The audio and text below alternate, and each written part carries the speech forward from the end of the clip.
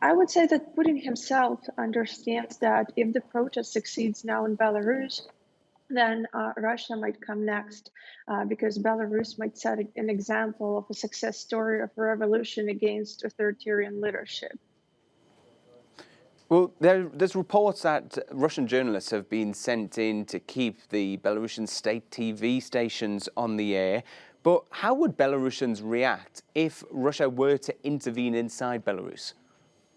So actually, Russia has not so much support inside the Belarusian society in terms of supporting integration or some kind of annexation, or let's say like joining Russia. And independent polls show that Belarusians stand for good relations with Eastern and Western neighbors, but not in the integration structures, rather in terms of cooperation.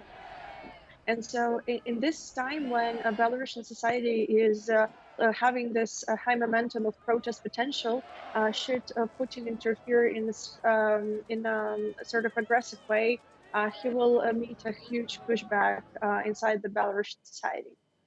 So a country that's looking to cooperate but values its independence.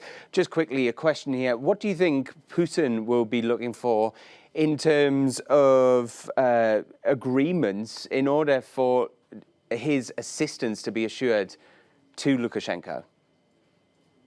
So I would say that Putin definitely will seek to capitalize on this unrest in Belarus and to seize this opportunity regarding weak Belarusian leadership.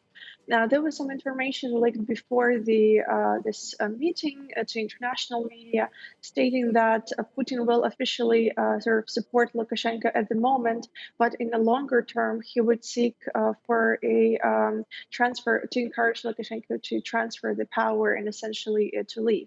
And when it comes to possible demands, Putin will ask for in exchange for support. I think it's mostly regards political trade-offs, sort of like sovereignty trade-offs, because that's the most interesting, so to say, currency for Russia in terms of Belarus, in terms of keeping Belarus in its orbit for geopolitical interests.